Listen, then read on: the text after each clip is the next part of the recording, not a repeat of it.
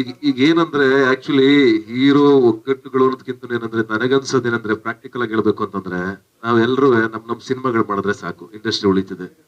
ಒಬ್ಬೊಬ್ಬ ನಾನು ಅವತ್ತು ಹೇಳಿದೆ ನಿನ್ನೆ, ನಾವೇನು ಮಾಡ್ಬೇಕಾಗಿಲ್ಲ, ನಮ್ ಕೆಲಸ ನಾವ್ ಮಾಡಿದ್ರೆ ಸಾಕು.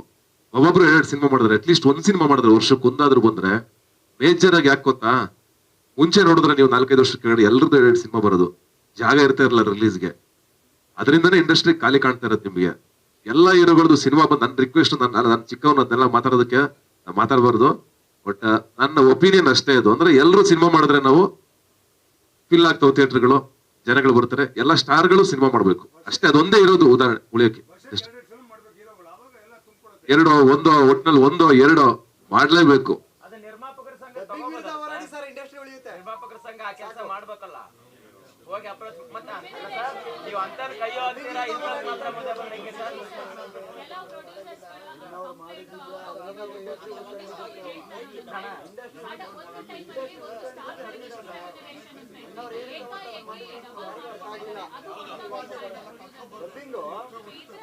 ನಾವು ಇಲ್ಲಿ ಅಫಿಷಿಯಲ್ ಆಗಿ ನಾವೇನು ಅದನ್ನ ಮಾಡಕ್ ಬರಲ್ಲ. ಈಗ ಇದು ಓಪನ್ ಮಾರ್ಕೆಟ್ ಸಿನಿಮಾ ಅನ್ನೋದು, ಇಲ್ಲಿ ಯಾವುದೇ ರೂಲ್ಸ್ ಅಂಡ್ ರೆಗ್ಯುಲೇಷನ್ ಗಳನ್ನ ಮಾಡಕ್ ಬರಲ್ಲ.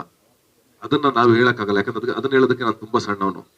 ನಾನೇನ್ ಸಿನಿಮಾ ಮಾಡ್ಬೋದು, ನಾನೇನ್ ಸಹಾಯ ಮಾಡ್ಬೋದು, ಒಬ್ಬ ನಿರ್ಮಾಪಕರ ಜೊತೆಗೆ ನಾನು ಹೆಂಗ್ ನಿಂತ್ಕೋಬಹುದು ಅಷ್ಟು ಮಾತ್ರ ನಾನು ಮಾಡಬಲ್ಲೆ.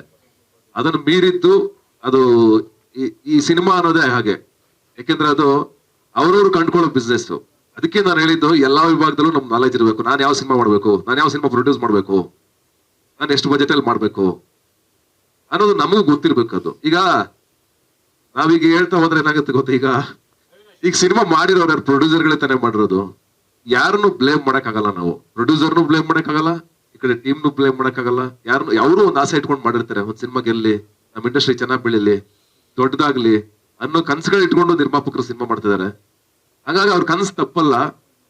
ಬಟ್ ಇದಕ್ಕೆ ಯಾವ್ದಕ್ಕೂ ನೀವು ಹೇಳಿದ ಪಾಯಿಂಟ್ಗೆ ರೂಲ್ಸ್ ರೆಗ್ಯುಲೇಷನ್ ಗಳನ್ನ ನಾವು ತರಕ್ ಆಗಲ್ಲ. ಅದು ಯಾವತ್ತೂ ಆಗಲ್ಲ, ನಿಮಗೂ ಗೊತ್ತು ಪ್ರಾಕ್ಟಿಕಲ್ ಆಗಿ ಅದು ನಡೆಯಲ್ಲ. ಅದು ಯಾವ ಇಂಡಸ್ಟ್ರಿನಲ್ಲೂ ನಡೆಯಲ್ಲ. ಅದು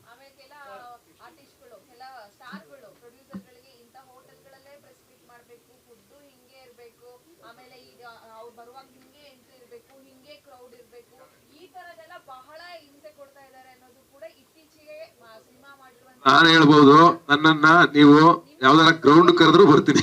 ನನಗೆ ಸ್ಟಾರ್ ಹೋಟ್ಲೆ ಬೇಡ, ನಮ್ ಸಿನಿಮಾ ಗೆಲ್ಲಿ ಸಾಕು, ನಮ್ಗೆ ಅಷ್ಟೇ ಇರೋದು. ನಮ್ಗೆ